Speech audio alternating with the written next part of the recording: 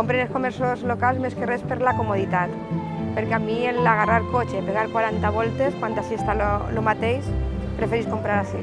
Perquè, per exemple, el tu a tu de les persones no és el mateix comprar en un poble que coneixes a la gent que l'empleat que estigui en qualsevol puesto de tracte de qualsevol manera.